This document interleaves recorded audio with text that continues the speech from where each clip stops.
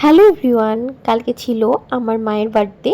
তো সেই জন্য আমরা সবাই মিলে ছোট্ট কিছু খাওয়া দাওয়ার আয়োজন করেছিলাম। আর এখানটায় মা পায়েসে দেওয়ার জন্য গুড় বার করে রেখেছে, আমি আর আমার বোন ইচ্ছে মতন তুলছি আর খাচ্ছি।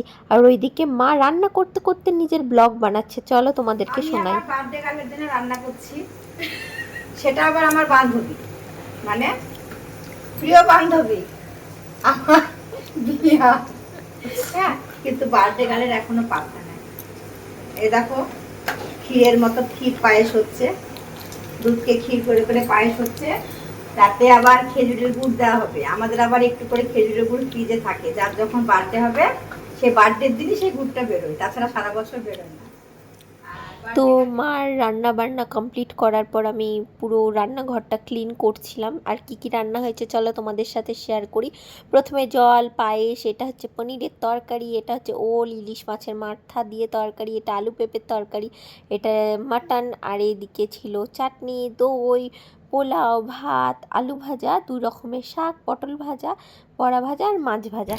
আর এখানে ছিল স্যালাড। আর আমার মা ভীষণ চকলেট খেতে ভালোবাসে, তাই চকলেট। এখানটায় অবশেষে বার্থডে গার্ল চলে এসেছে। মাকে বললাম ঝটপট রেডি হয়ে নাও, মানে শাড়িটা চেঞ্জ করো আর কি।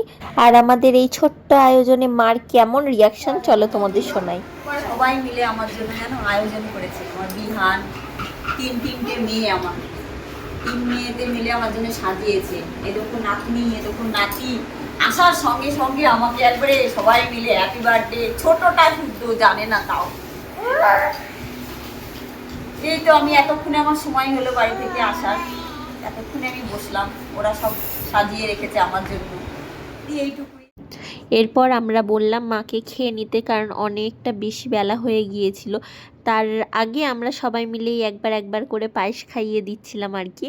তো মার তো পায়েসটাও ভীষণ পছন্দ হয়েছে, আর তার সাথে মার ভীষণ আনন্দও হচ্ছিল, সবাই এরকম একে একে পায়েস খাইয়ে দিচ্ছে। এমনকি আমার ছেলে, তারপরে আরাধ্যা, এমনকি মিঠি রানীও মাকে পায়েস খাইয়ে দিয়েছে।